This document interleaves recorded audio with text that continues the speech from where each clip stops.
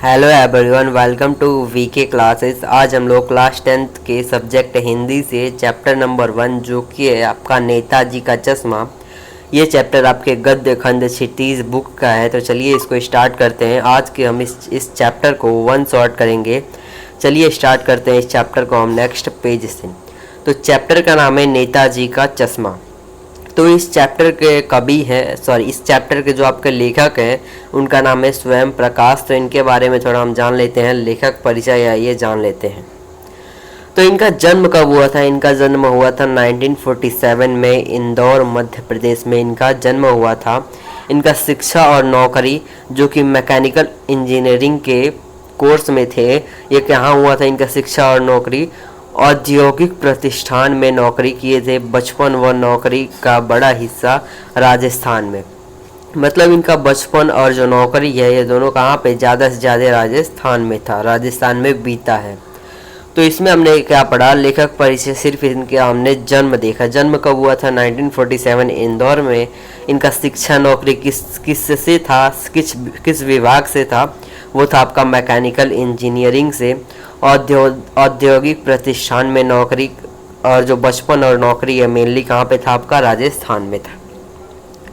तो जो लेखक है स्वयं प्रकाश, इनका साहित्यिक योगदान क्या कह रहा है आइए देखते हैं।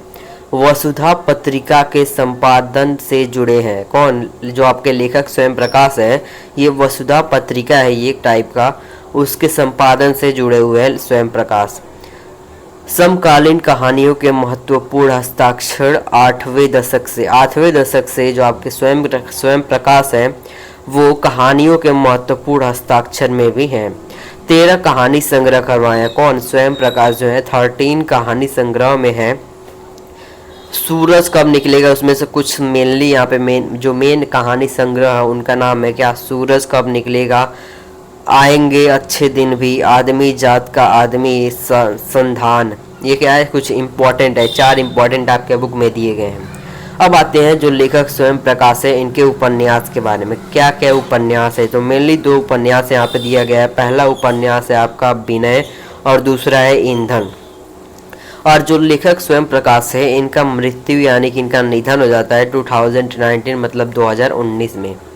अब आते हैं इनको क्या क्या पुरस्कार मिला था। जो लेखक स्वयं प्रकाश हैं इनको क्या क्या आपको पुरस्कार मिला था ये भी देख लेते हैं। इनको पुरस्कार मिला था पहला सम्मान बनमाली पुरस्कार, राजस्थान साहित्यिक अकादमिक पुरस्कार। यहाँ पे 3 मेनली पुरस्कार है। पहला पुरस्कार है पहला सम्मान, दूसरा है आपका बनमाली पुरस्कार और तीसरा है राजस्थान साहित्य अकादमी पुरस्कार। कहानियों की विशेषता, मतलब जो लेखक स्वयं प्रकाश लिखते हैं अपने कहानी में उसका क्या क्या विशेषता है, उसमें क्या क्या विशेषता खास बातें हैं। तो मध्यवर्गीय जीवन से कुशल चितेरे, वर्ग शोषण के विरुद्ध चेतना रहता है उसमें, जाति संप्रदा व लिंग भेद के खिलाफ रहता है। इनका जो कहानी है वो जाति संप्रदा और जो लिंग भेद है इसके खिलाफ रहता है इनका कहानी। रोचक कहानी रहता है, किस्सा गोई शैली में लिखी गई आपकी कहानी है। रोचक किस्सा गोई शैली में लिखी गई है। हिंदी की वाचिक परंपरा को समृद्ध करती है। इनकी कहानियाँ जो है वो हिंदी के वाचिक जो परंपरा है उसको समृद्ध करती हैं। तो इस पेज पे हमने उनका साहित्यिक योगदान, पुरस्कार और कहानियों की विशेषता समझ लिए। कहानियों की विशेषता पहला क्या है? मध्यवर्गीय जीवन के बारे में ज़्यादा रहता है। वर्ग शोषण के विरुद्ध रहता है इनका कहानियाँ। जाति संप्रदा और लिंग भेद के खिलाफ इनका कहानी रहता है। और रोचक किस्सा गोई शैली में इनका कहानी लिखा गया रहता है। एग्जाम में अगर क्वेश्चन आ जाए कि किस शैली में स्वयं प्रकाश का कहानी लिखा गया रहता है तो कौन सा शैली है? रोचक किस्सा गोई शैली। अब आते हैं नेताजी का चश्मा चैप्टर को हम स्टार्ट करते हैं। यहाँ पे जो लिखे हैं स्वयं प्रकाश जी। तो चैप्टर आपका होता है स्टार्ट। इसमें पहले आपको विशेषता बताया जाएगा कस्बे का। तो उससे पहले हम देखते हैं हालदार साहब के बारे में। तो हालदार साहब जो है हर 15वें दिन कंपनी के काम से कस्बे से गुजरा करते हैं। कस्बा क्या होता है? कस्बा ना ही ज़्यादा गांव टाइप का होता है ना ही ज़्यादा शहर टाइप का होता है। आप इसको टाउन बोल सकते हैं, इसी को हम क्या बोलते हैं? कस्बा बोलते हैं। यहाँ पे हालदार साहब जो है वो हर 15वें दिन उस कस्बे से गुजरे करते हैं। किस काम के लिए गुजरते हैं? कंपनी के काम के लिए हर 15वें दिन गुजरते हैं हालदार साहब। अब यहाँ से चैप्टर आपका स्टार्ट होता है कस्बे की विशेषता के बारे में बताते हुए। जो कस्बा था आपका वो बहुत बड़ा नहीं था, पक्के मकान कुछ ही उसमें थे, मतलब कि ज़्यादा पक्के मकान नहीं थे, 2-4 ही पक्के मकान आपको मिलेंगे। जो बाज़ार था उसमें सिर्फ एक बाज़ार था। और संस्थान क्या क्या था, मतलब उसमें क्या क्या इंस्टीट्यूशन था उसके बारे में देखते हैं, उसमें क्या क्या संस्थान था। तो पहला संस्थान है लड़कों का स्कूल। एक लड़कों का स्कूल था, एक लड़कियों का स्कूल था। एग्ज़ाम में अगर क्वेश्चन आया कितने स्कूल थे, तो 2 स्कूल हैं, पहला लड़कों का और दूसरा लड़कियों का। छोटा सा सीमेंट का कारखाना था उस कस्बे में, 2 ओपन एयर सिनेमा घर थे और एक नगर पालिका भी थी। क्या कहता संस्थान, पहला लड़कों का स्कूल, दूसरा लड़कियों का स्कूल, तीसरा छोटा सा सीमेंट का कारखाना, चौथा 2 ओपन एयर सिनेमा हॉल और पांचवा एक नगर पालिका भी थी। नगर पालिका की गतिविधियां, मतलब कि नगर पालिका जो है उस कस्बे में वो क्या क्या काम करवाती है, उसका क्या क्या क्या काम उस कस्बे में करवाती है। तो उसमें कभी कभी नगर पालिका सड़क पक्की करवा देती है, पेशाब घर बनवा देती है, कबूतरों के छतरी बनवा देती है और कभी कभी सम्मेलन भी करवा देती है। तो आइए इस पेज को हम एक बार रिवाइज करते हैं। तो हवलदार साहब हर 15वें दिन कस्बे से क्यों गुजरा करते हैं, हर 15वें दिन कस्बे से कंपनी के काम के लिए गुजरा करते हैं। कस्बे की विशेषता, कस्बा बहुत बड़ा नहीं था, उसमें कुछ ही पक्के मकान थे, सिर्फ एक बाजार था। लड़कों का स्कूल, लड़कियों का स्कूल, सीमेंट का कारखाना, open air cinema hall, 2 open air cinema hall और एक नगर पालिका। नगर पालिका की गतिविधियाँ क्या है, सड़क पक्की करवा देती है, पेशाब घर बनवा देती है, कबूतरे की छतरी बना देती है और कभी कभी कवि सम्मेलन भी करवा देती है। उम्मीद करता हूँ कि ये पेज आपको क्लियर होगा, इससे क्वेश्चन आ सकते हैं। तो मैं आपको सलाह दूंगा कि आप इस नोट्स को क्या करेंगे, अपने कॉपी में बना लेंगे तो आपको लर्न करने में इजी रहेगा। तो आइए नेक्स्ट स्टार्ट करते हैं। नेक्स्ट पेज पे नेताजी सुभाष चंद्र बोस की प्रतिमा, मतलब कि जो आपका कस्बा है ना, इस कस्बे के बीच में क्या है, एक नेताजी सुभाष चंद्र बोस की मूर्ति है जिसको हम प्रतिमा भी बोलते हैं। और जो है मूर्ति या फिर प्रतिमा है किससे बनी हुई है, संगमरमर की बनी हुई है। किससे बनी हुई है मूर्ति, संगमरमर की। लगवाई नगर पालिका के किसी उत्साही बोर्ड प्रशासनिक अधिकारी ने। उस मूर्ति को किसने लगवाई थी, एग्जाम में क्वेश्चन आएगा तो आप क्या बोलेंगे, नगर पालिका के किसी उत्साही बोर्ड के प्रशासनिक अधिकारी ने उस मूर्ति को लगवाई थी। स्थान कौन था, स्थान मुख्य बाजार का मुख्य चौराहे पर लगवाया गया था। मूर्ति के बारे में बताया जाता है, मूर्ति किसका है, नेताजी सुभाष चंद्र बोस का, जो कि संगमरमर की बनी है। इसको नगर पालिका के प्रशासनिक अधिकारी ने बनवाया है। कहाँ पे बनवाया है, कहाँ पे रखा है, इसे मुख्य बाजार के मुख्य चौराहे पे रखा गया है। अब आते हैं कहानी का केंद्र, मतलब कहानी का केंद्र क्या है। कहानी का केंद्र है आपका नेताजी की प्रतिमा, मतलब कि नेताजी की मूर्ति आपका कहानी का केंद्र है, बल्कि उसके एक छोटे से हिस्से के बारे में है। किसके बारे में, नेताजी का जो मूर्ति है या फिर प्रतिमा है उसके छोटे से हिस्से के बारे में इस कहानी बेस्ड है। स्टार्ट करते हैं। इसमें समस्या क्या हो जाता है, इसमें समस्या की बात करें, अच्छे मूर्तिकारों की जानकारी का अभाव, मतलब कि जो मूर्ति बनवाने वाले प्रशासनिक अधिकारी थे इनको अच्छे मूर्तिकारों का जानकारी नहीं था। लागत अनुमान बजट से बहुत अधिक था, मतलब कि जो बजट इनके पास था वो कम ही था और जो आ रहे थे वो बजट ज़्यादा मांग रहे थे। कौन आ रहे थे, मूर्तिकार आ रहे थे, वो बजट ज़्यादा मांग रहे थे। तो परिणाम मतलब कि रिजल्ट क्या हुआ, रिजल्ट हुआ कि समय उपाहो और चिट्ठी पत्री में बर्बाद। जो समय था वो चिट्ठी पत्री में क्या हो गया, बर्बाद हो गई। ये आपका क्या था, समस्या था। तो इस पेज में हमने क्या समझा, इस पेज पे हमने समझा नेताजी सुभाष चंद्र बोस की प्रतिमा जो कि बनी हुई है संगमरमर की, इसको प्रशासनिक अधिकारी ने बनवाया है। किसके प्रशासनिक अधिकारी, नगर पालिका के प्रशासनिक अधिकारी ने बनवाया है। इसे मुख्य बाजार के मुख्य चौराहे पे बनवाया है। कहानी का केंद्र नेताजी का प्रतिमा, बल्कि उसके छोटे से हिस्से के बारे में है। समस्या है अच्छे मूर्तिकारों के जानकारी का अभाव, लागत अनुमान बजट से अधिक था, मतलब कि जो लागत उसमें था ना बजट से बहुत अधिक लग रहा था। उस मूर्ति को बनवाने में जो बजट इनके पास था, बजट कम था और मूर्ति को बनवाने में पैसा ज़्यादा लग रहा था। तो परिणाम क्या हुआ था, समय क्या हुआ, बर्बाद हो गया चिट्ठी पत्र में। तो निर्णय पर परिस्थिति, मतलब कि जो निर्णय लेना था उस पर क्या परिस्थिति थी। तो बोर्ड की शासनावधि समाप्ति की घड़ियां नज़दीक है। जो बोर्ड था वो जो कौन सा बोर्ड था, यहाँ पे आप देखिए कौन सा बोर्ड था, वो बोर्ड था आपका उत्साही बोर्ड। ये बोर्ड था ना, इसका समानावधि समाप्ति की घड़ी नज़दीक आ गई थी, मतलब कि ये समाप्त होने का घड़ी क्या आ गया था, नज़दीक आ गया था। तो इसका समाधान क्या निकला, समस्या क्या था, समस्या आपका ये था और इसका समाधान आपका यहाँ पे आ रहा है। समाधान क्या निकला ये देखते हैं। समाधान ये निकला कि स्थानीय कलाकार को अवसर देने का निर्णय। मतलब कि समस्या था कि मूर्तिकार नहीं मिल रहे थे तो डिसीजन लिया गया है। कौन लिया डिसीजन, उत्साही बोर्ड ने डिसीजन लिया कि इस मूर्ति को बनाने का कॉन्ट्रैक्ट हम किसको देते हैं, स्थानीय कलाकार, मतलब कि उसी कस्बे के लोकल आदमी को दे देते हैं इसी मूर्ति को बनाने का।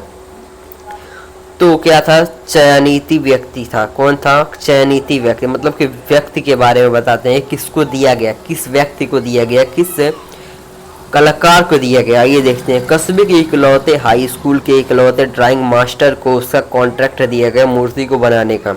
उनका नाम क्या था, उनका नाम था मोतीलाल जी। उन्होंने वादा किया कि 1 महीने में मूर्ति बनाकर पटक देंगे, मतलब कि 1 महीने में मूर्ति बनाकर उनके सामने दे देंगे। मूर्ति के बारे में बताते हैं। मूर्ति किसकी थी, मूर्ति संगमरमर की बनी थी। इस मूर्ति का आकार क्या था, टोपी की नोक से कोट के दूसरे बटन तक 2 फुट, मतलब कि जो मूर्ति था उसका हाइट का था लगभग 2 फुट था। इस किस प्रकार का था, वस्ट प्रकार का था। किस प्रकार का था, बस्ट प्रकार का था, मतलब कि अधकाय मूर्ति। मतलब अधकाय मूर्ति का मतलब क्या होता है, या फिर बस्ट का मतलब क्या होता है, बस्ट या फिर अधकाय मूर्ति का मतलब होता है कि पूरा शरीर ना बनाकर सिर्फ और सिर्फ कमर तक का शरीर बनाए, इसी को क्या बोलते हैं, हम अधकाय मूर्ति या फिर बस्ट बोलते हैं। स्वरूप क्या था, सुंदर, मासूम और कमसीन। सुंदर मूर्ति दिख रहा था, मासूम दिख रहा था और कमसीन भी दिख रहा था। परिधान क्या हुआ था, फौजी वर्दी, मतलब कि मूर्ति के ऊपर क्या था, फौजी वर्दी पहनी हुई थी। तो हमने मूर्ति के बारे में क्या देखा, मूर्ति संगमरमर की बनी थी, उसकी हाइट लगभग 2 फुट था। प्रकार था बस्ट या फिर आधे शरीर का मूर्ति था। स्वरूप था सुंदर, मासूम और कमसीन। परिधान हुआ फौजी वर्दी उसके ऊपर था। प्रभाव की बात करें, देखते ही याद आती पंक्तियाँ, मतलब कि जब कोई भी मूर्ति को देखता था तो ये दोनों पंक्ति याद आ जाती थी। कौन सी पंक्ति, दिल्ली चलो तुम मुझे खून दो, ये वाली पंक्ति याद आ जाती थी। इस दृष्टि से सफल और सराहनीय प्रयास, इससे क्या हुआ था, सफल और सराहनीय प्रयास हुआ था। अब आते हैं उस मूर्ति में कमी क्या थी, उसमें कमी क्या थी, आइए देखते हैं। कमी उसमें मेनली यही थी कि नेताजी की आंखों पर संगमरमर का चश्मा नहीं था। मतलब कि मूर्ति सब संगमरमर की थी लेकिन आंखों पर संगमरमर का चश्मा नहीं था, यानी कोई भी चश्मा नहीं था, संगमरमर का चश्मा नहीं था। तो समाधान क्या निकला, सचमुच का चश्मा। जब उस पर संगमरमर का चश्मा नहीं है तो उस पर क्या लगा दिया गया, सचमुच का चश्मा था उस पर, चौड़ा काला फ्रेम का। किस फ्रेम का, चौड़ा काला फ्रेम का मूर्ति को पहना दिया गया। यहाँ पे देखिए कमी क्या था मूर्ति में एक ही कमी था कि मूर्ति में संगमरमर का चश्मा नहीं था। इसका समाधान निकाला गया कि इसमें क्या नया रियल चश्मा लगा दिया गया, मतलब कि सचमुच का चश्मा लगा दिया जो कि चौड़ा था, काला फ्रेम का था, वही मूर्ति को पहना दिया गया। यहाँ तक का जो कहानी है वो हालदार साहब के एंट्री के पहले की कहानी है। यहाँ पे आप स्टार्टिंग में देखे होंगे कि ये तो हालदार साहब का कहानी है, ये सिर्फ और सिर्फ आपको इन्फॉर्मेशन के लिए था। अब यहाँ से अब एंट्री होता है हालदार साहब का। ये तो पता चल गया कि हालदार साहब हर 15वें दिन जाते हैं उस कस्बे से कंपनी के काम के लिए। अब हालदार साहब की प्रतिक्रिया, मतलब कि जब हालदार साहब पहली बार कस्बे से गुजरते समय मूर्ति को देखा तब चौराहे पर पान खाते हुए मूर्ति को लक्षित की। मतलब कि हालदार साहब पहली बार पान खाते हुए मूर्ति को देख रहे थे। चौराहे पर कौतुक भरी मुस्कान चेहरे पर, मतलब कि जब हालदार साहब नेताजी की मूर्ति को देख रहे थे पान खाते हुए, तब उनके चेहरे पे क्या आया, कौतुक भरी मुस्कान। एक कौतुक भरी मुस्कान आ गया उनके चेहरे पर और उन्होंने बोला, वाह भाई क्या आइडिया है, यह आइडिया ठीक है, मूर्ति पत्थर की लेकिन चश्मा रियल। क्या बोला हालदार साहब ने, वाह भाई। और किससे बोला इन्होंने, किससे, पान वाले से बोला कि वाह भाई क्या आइडिया है, मूर्ति पत्थर की लेकिन चश्मा रियल। इसको हम एक बार और समझाते हैं कि हालदार साहब का क्या प्रतिक्रिया रहा है। जब हालदार साहब पहली बार कस्बे से गुजरते समय देखा तो चौराहे पर पान खाते हुए मूर्ति को देख रहे थे। देखते देखते उनके चेहरे पे क्या आ गया, देखते देखते उनके चेहरे पे कौतुक भरी मुस्कान आ गया और बोल उठे पान वाले से कि वाह भाई, यह आइडिया भी ठीक है, मूर्ति पत्थर की लेकिन चश्मा रियल। अब आगे की बात करते हैं। पहली बार देखने के बाद, मतलब कि हर 15वें दिन पे जाते हैं, तो पहले 15वें दिन पे गए तो पहली बार जब देखा हालदार साहब ने तो जीप आगे बढ़ गई थी, पर हालदार साहब सोचते रहे। यहाँ पे जब पहली बार उन्होंने देखा और बोल दिया कि क्या आइडिया है लेकिन चश्मा रियल, इसके बाद जब पहली बार देख लिए तो जीप क्या था, जीप से आए थे तो जीप आगे बढ़ रही थी, लेकिन हालदार साहब किसके बारे में सोच रहे थे? हालदार साहब उसी मूर्ति के बारे में सोच रहे थे। इसका निष्कर्ष क्या निकला, इसका रिजल्ट क्या निकला कि महत्व मूर्ति के रूप कद का नहीं भावना का है। जब सोच रहे थे हालदार साहब तो इस सोचते सोचते उनके दिमाग में एक निष्कर्ष आया कि जो महत्व देना चाहिए उसको मूर्ति के रूप और कद को नहीं देना चाहिए, जो लगा रहा है चश्मा उसके भावना को देना चाहिए। तो टिप्पणी क्या था, वरना तो देशभक्त भी आजकल मजाक का चीज़ होती जा रही है। मतलब कि पहली बार जब गुजरे हालदार साहब तो पहली बार पान खा रहे थे और देखे, फिर बोला पान वाले से कि वाह भाई क्या आइडिया है, मूर्ति पत्थर की लेकिन चश्मा रियल।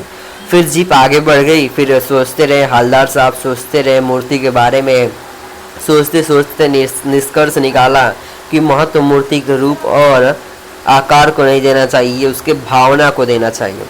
तो भावनाओं को देना चाहिए, वरना देशभक्ति के भी अब आजकल मजाक ही उड़ जाती है। ये कौन बोला? हालदार साहब ने बोला है। अब आते हैं दूसरी बार। जब हालदार साहब दूसरी बार उस कस्बे से गुजरते हैं तो मूर्ति के अंदर दिखाई दिया, मतलब कि जो मूर्ति था उसमें क्या दिखाई दिया? अंतर दिखाई दिया। मूर्ति में कुछ बदलाव था, कुछ चेंजेस था। पहले चश्मा कैसा था? मोटा काला, मोटे फ्रेम वाला चौकोर था, मतलब कि फ्रेम मोटा था और चश्मा कैसा था? चौकोर था। अब जब दूसरी बार गए थे तो तब चश्मा कैसा था? तार के फ्रेम वाला गोल था। तो प्रतिक्रिया क्या था? कौतुक बढ़ गया, मतलब कि उत्साह बढ़ गया जानने का। तो फिर पान वाले से पूछ लिए कि वाह भाई, मूर्ति कपड़े नहीं बदल सकती लेकिन चश्मा तो बदल सकती है। यही बोला दूसरी बार इन्होंने। आते हैं तीसरी बार। तीसरी बार जब हालदार साहब गए तो फिर से देखा तो फिर क्या था? नया चश्मा दिखाई दिया हालदार साहब को। अब हालदार साहब को आदत बन गया कि हर बार कस्बे से गुजरते समय चौराहे पर रुकना, पान खाना और मूर्ति को ध्यान से देखना। कौतूहल चश्मे पर, मतलब चश्मे पर क्या था? एकदम उत्साहित हो रहे थे। पान वाले से पूछ लिया, एक दिन पान वाले से पूछ लिया, भाई क्या बात है, नेताजी का चश्मा हर बार बदल कैसे जाता है? मतलब कि हर बार नेताजी जाते थे चश्मा बदला रहता था। तो इनके मन में उत्साह जागा कि एक बार पान वाले से पूछ ले, तो फिर पूछ ही लिया कि भाई कैसे चश्मा चेंज हो जाता है नेताजी का। तो फिर पान वाले ने बोला, खुद के मुंह में पान ठूसा हुआ था। पान वाला पहले यहाँ पे देखते हैं कि पान वाले का क्या प्रतिक्रिया था, पान वाला कैसा दिखता था। पान वाला अपने मुंह में क्या ठूसा हुआ था? पान ठूसा हुआ था। उसका रूप कैसा था? काला था, मोटा था, खुश मिजाज था। हालदार साहब का प्रश्न सुनकर जब हालदार साहब उससे पूछे कि भाई क्या नेताजी का चश्मा हर बार कैसे बदल जाता है, तो जब प्रश्न सुनकर आंखों ही आंखों हंसा और उसकी तोंद थरकी। जब हंसता है तो उसका तोंद यानी उसका जो पेट है वो कैसे हिलता है, जिसे बोलते हैं थिरकना। तो फिर उत्तर दिया कैप्टन चश्मा वाला करता है। नेताजी ने हालदार साहब ने क्या बोला था? हालदार साहब ने बोला था कि चश्मा कैसे बदल जाता है, तो इसने उत्तर क्या दिया? कैप्टन चश्मे वाले करता है। अब आपसे एग्जाम में क्वेश्चन आ सकता है कि पान वाले का रूप रेखा कैसा था, तो ये आपको बताना है कि मुंह में पान ठूसा रहता था, काला था, मोटा था, खुश मिजाज था। हालदार साहब का प्रश्न सुनते ही आंखों मुस्कुराया और तोंद थिरकी और बोला कि कैप्टन चश्मे वाला करता है। फिर हालदार साहब की प्रतिक्रिया क्या रही? जब इसका उत्तर सुन लिए तो इसके बाद इसकी प्रतिक्रिया क्या रही? हालदार साहब चौंक गए, फिर उनको समझ नहीं आया क्या करता है। हालदार साहब को कुछ समझ नहीं आया। पान वाले की व्याख्या। फिर पान वाले ने उनको अच्छे से समझाया। पान वाले ने हालदार साहब को अच्छे से समझाया कि चश्मा चेंज कर देता है। क्या चेंज करता है? चश्मा चेंज कर देता है। हालदार साहब फिर भी नहीं समझ पाए क्या मतलब पान वाले ने बोला कि चश्मा चेंज करता है। फिर हालदार साहब नहीं समझ पाए तो हालदार साहब ने बोला क्या मतलब? विस्तार में बताया। कोई ग्राहक आया तो अगर उसे चौड़े चौखट वाला फ्रेम चाहिए तो कैप्टन चश्मे वाला मूर्ति पर लगा चश्मा उतार देता है, ग्राहक को दे देता है और मूर्ति पर दूसरा फ्रेम बिठा देता है। फिर विस्तार से क्या बताया पान वाले ने, विस्तार से बताया यदि कोई भी ग्राहक उसके दुकान में आता है, पान चश्मे वाले के दुकान में आता है और चौड़े फ्रेम का चश्मा मांगता है तो वो मूर्ति पर के चौड़े फ्रेम का चश्मा उतार लेता है, ग्राहक को दे देता है और फिर मूर्ति पर नए फ्रेम का चश्मा लगा देता है। ये क्या था, पान वाले का विस्तार में बताया था। फिर हालदार साहब बोले अब तो समझने लगे, अब कुछ समझने लगे हालदार साहब। मतलब जब ये विस्तार समझ लिए तो उनको क्या आया, अब समझ आने लगा। अब कैप्टन चश्मे वाला आता है, कौन, कैप्टन चश्मे वाला। सोच, नेताजी की मूर्ति बिना चश्मे, मतलब कि अब कैप्टन चश्मे वाले के बारे में बताया जा रहा है।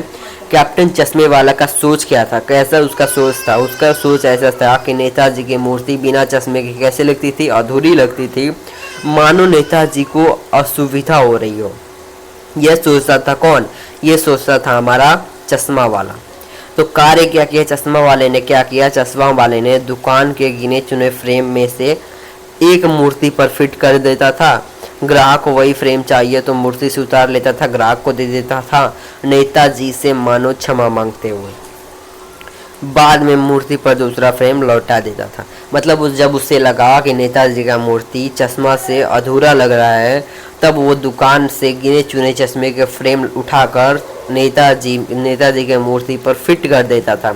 और यदि किसी भी ग्राहक को वो चश्मा पसंद आ जाए तो चश्मे को उतार के ग्राहक को दे देता था और मूर्ति पर मूर्ति को क्षमा मांगते हुए दूसरा चश्मा लगा देता था। ये क्या था, उसने कार्य किया था। अब उसकी प्रतिक्रिया, मतलब कि हालदार साहब जब इसके बारे में सुने, इसके काम के बारे में सुन लिया तो उन्होंने क्या बोला, वाह भाई खूब, क्या आइडिया है। हालदार साहब ने यही बोला।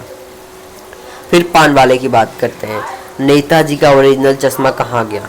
मतलब जो हालदार साहब है वो पान वाले से पूछते हैं कि नेताजी का ओरिजिनल चश्मा कहाँ गया। तो पान वाले ने बोला, फिर से हंसा, तोंद थिरकी, कत्थे की डंडी फेंकी, पीक थूकी, बोला मास्टर बनाना भूल गया। यानी मूर्ति बनाते समय मूर्तिकार ने असली संगमरमर का चश्मा ही नहीं बनाया। मतलब कि जब हालदार साहब ने फिर से पान वाले से पूछा कि नेताजी का ओरिजिनल चश्मा कहाँ गया, तो पान वाले ने हंस के बोला, हंसा तो उसका तोंद क्या हुआ, थिरकी, और फिर बोला कि मास्टर बनाना भूल गया। यहाँ पे इस पंक्ति का क्या मतलब हुआ, मास्टर बनाना भूल गया का मतलब हुआ कि जो मूर्ति बनाने वाला था वो संगमरमर का चश्मा बनाना क्या हुआ, भूल गया। अब पान वाले के लिए ये सिर्फ मज़ेदार बात थी। पान वाले के लिए क्या था, ये बात जो था वो मज़ेदार था। हालदार साहब के लिए क्या था, चकित और द्रवित करने वाली बात है। जब पान वाले ने बोला मास्टर बनाना भूल गया तो ये बात हालदार साहब के लिए चकित और द्रवित करने वाली थी। मूर्ति के नीचे लिखा मूर्तिकार मास्टर मोतीलाल, और मूर्ति के नीचे क्या लिखा था, मूर्तिकार मास्टर मोतीलाल। तो इससे निष्कर्ष क्या निकलता है, मास्टर कस्बे का अध्यापक था। क्या था, मास्टर कस्बे का अध्यापक था। वादा किया था कि महीने भर में मूर्ति बना दूंगा। समस्या आ गया क्या उसमें, अब देखिए ये मेन पॉइंट है, चारों क्या मेन पॉइंट है कि जब मास्टर कस्बे का अध्यापक था और वादा किया था कि महीने भर में मूर्ति बना देगा, तो समस्या क्या आ जाता है, रियल चश्मा नहीं बना पाता है। क्या समस्या आता है कि वो चश्मा नहीं बना पाता है, तो वो सब कारण यहाँ पे दिया गया है, इसको आपको याद करना पड़ेगा।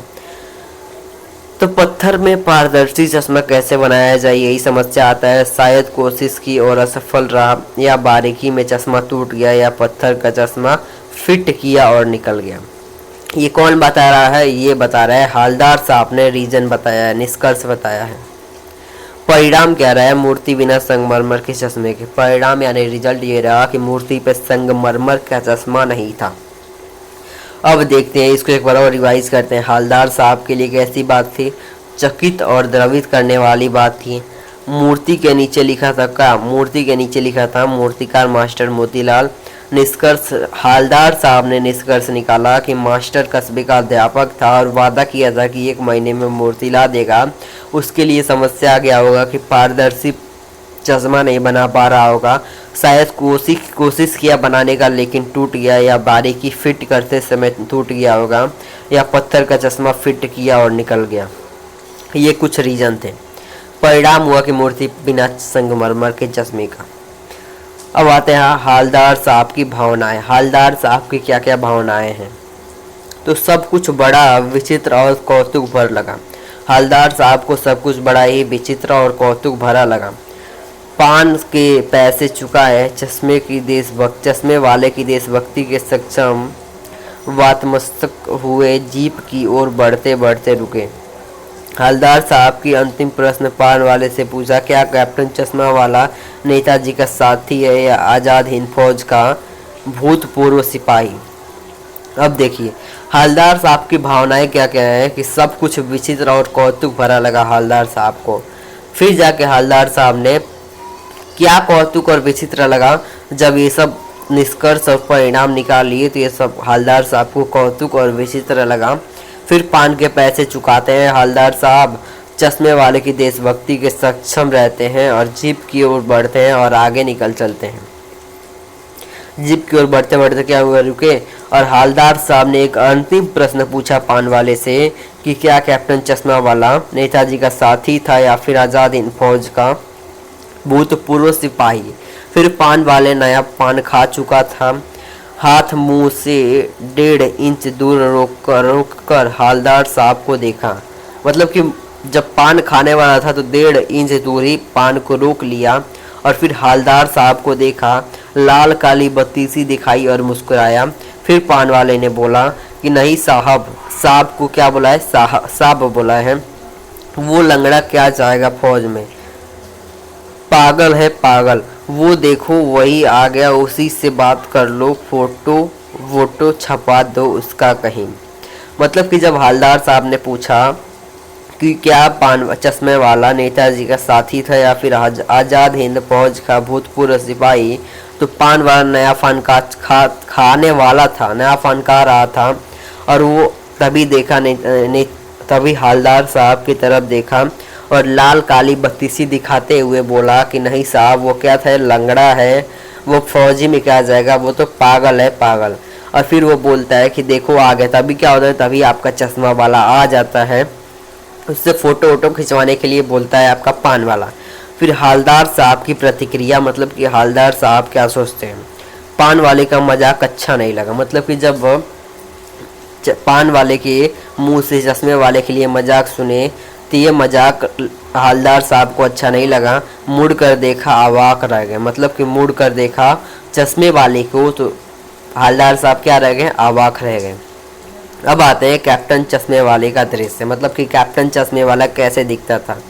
बेहद बूढ़ा था, मरियल सा लंगड़ा आदमी था, सिर पर गांधी टोपी लगाया हुआ था, आंखों पर काला चश्मा था, हाथ में छोटी सी संदूक कच्ची थी, बांस पर टंगे बहुत से चश्मे थे। अभी अभी गली से निकला, बंद दुकान के सहारे बांस टिकाया, वो फेरी लगाता है, दुकान नहीं। अब समझते हैं कि कैप्टन चश्मे वाला कैसे दिखता था। कैप्टन चश्मे वाला बूढ़ा था, मरियल था और लंगड़ा आदमी था। सिर पर क्या पहनता है, सिर पर गांधी टोपी पहनता है, आंखों पर काला चश्मा लगाया रहता है, हाथ में छोटी सी संदूक थी, उस संदूक में क्या था, उस संदूक में चश्मे थे और बांस पे भी चश्मे टांग कर घुमा करता है। अभी अभी क्या है, चश्मा वाला जो है वो अभी अभी गली से निकलता है और एक बंद दुकान से जो बांस है उसको टिकाया और वहाँ पे खड़ा हो गया। जो आपका इम्पॉर्टेंट बात है कि जो आपका चश्मा वाला है वो फेरी लगाता है, दुकान नहीं। मतलब कि गली गली घूम कर चश्मा बेचता है, एक जगह पे दुकान नहीं लगाता है। फिर हालदार साहब की प्रतिक्रिया क्या थी। चक्कर में पड़ गए हालदार साहब, पान वाले के चक्कर में पड़ गए। पूछना चाहते थे इसे कैप्टन क्यों कहते हैं, वास्तविक नाम क्या है, लेकिन पान वाले ने साफ कह दिया अब इस बारे में और बात नहीं करेंगे। मतलब कि जो हालदार साहब हैं वो पान वाले चश्मे वाले को देखकर चकित रह गए और पूछना चाहते थे कि इससे कैप्टन क्यों कहते थे। किससे पूछना चाहते थे, पान वाले से, लेकिन पान वाले ने साफ मना कर दिया कि नहीं बताएगा, इसके बारे में बात नहीं करेगा। अब आते हैं अंतिम दृश्य के बारे में। अंतिम क्या हुआ, अंतिम दृश्य ये था कि ड्राइवर बेचैन था, काम भी था, मतलब कि ड्राइवर भी बेचैन था और हालदार साहब को भी काम था। तो हालदार साहब जीप में बैठकर चले गए। फिर हालदार साहब अब डायरेक्ट कब आए, 2 साल तक हर काम के सिलसिले में उस कस्बे से गुजरते रहे और ज़्यादा उसमें बात नहीं किया। नेताजी की मूर्ति पर बदलते हुए चश्मे को देखते रहे। मतलब कि हालदार साहब अब 2 साल तक लगातार वैसे गुजरते रहे और नेताजी की मूर्ति को देखते रहे। अब यहाँ पे कुछ आप चश्मे के प्रकार देख सकते हैं, गोल चश्मा, चौकोर चश्मा, लाल चश्मा, काला चश्मा, धूप का चश्मा और बड़े कांचों वाला गोल चश्मा। ये इम्पोर्टेंट नहीं है आपका, यहाँ पर आएगा भावनात्मक असर।